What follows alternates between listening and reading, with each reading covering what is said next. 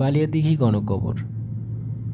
চাঁপাইনবাবগঞ্জ জেলার শিবগঞ্জ উপজেলাতে এই গণকবরটি অবস্থিত। মুক্তিযুদ্ধের সময় ক্যাপ্টেন মহিউদ্দিন জাহাঙ্গীর বীরশ্রেষ্ঠ মেহেদীপুর সাবসেক্টরের দায়িত্ব গ্রহণের পর বালিয়াদিঘির পাড়ে যে দফতর গড়ে তোলেন তার পশ্চিম পাশেই এর অবস্থান। বর্ষাকালে যখন ওই এলাকা জলমগ্ন ছিল তখন যুদ্ধে শহীদ বেশ কয়েকজন মুক্তিযোদ্ধার লাশ এই দিঘির পাড়ে উঁচু জায়গায় কবর দেওয়া হয়। পরবর্তীকালে নির্মিত একটি স্মৃতিফলকে এরূপ 12 জন শহীদ মুক্তিযোদ্ধার নাম আছে।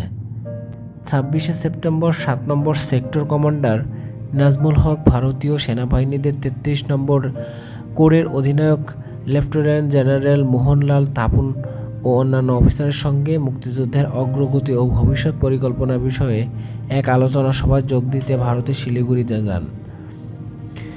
সেখান থেকে ফেরার পথে সড়ক দুর্ঘটনায় তিনি নিহত হন। তার লাশ এনে নবাবগঞ্জের সোনা মসজিদ প্রাঙ্গণে দাফন করা হয়। 14ই ডিসেম্বর মহিউদ্দিন জাহাঙ্গীর রেহেচরের যুদ্ধে শহীদ হলে তার লাশও নাজমুল হকের পাশে দাফন করা হয়। 1995 সালে তৎকালীন ডিআরএর 26 ব্যাটালিয়নের অধিনায়ক লেফটেন্যান্ট কর্নেল শহীদ মাহমুদের উদ্যোগে রাজশাহী সার্কিট হাউসে অনুষ্ঠিত এক সভায় এ দুজনের কবর বালিয়াদিঘি গণকবরে সংরক্ষণের সিদ্ধান্ত হয়। পরের বছর স্থানীয়ভাবে সংগৃহীত অর্থে নাজমুল হক ও মহিউদ্দিন জাহাঙ্গীরের কবর বাধাই করা হয়। স্মৃতিফলক নির্মাণ এবং বালিয়াদিঘি গণকবরের প্রাচীর, সেখানে একটি শহীদ মিনার, স্মৃতিফলক নির্মাণ করা হয়।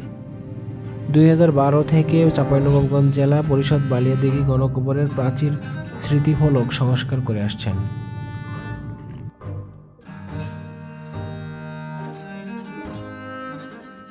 বন্ধুরা, আমার এই ভিডিওটি যদি আপনাদের ভালো লেগে থাকে অবশ্যই ভিডিওতে লাইক করবেন, কমেন্ট করবেন এবং শেয়ার করে দেবেন। আজকের মতো পর্যন্তই, পরবর্তী কোনো ভিডিওতে দেখা হবে। সে পর্যন্ত সকলে ভালো থাকবেন। আসসালামু আলাইকুম।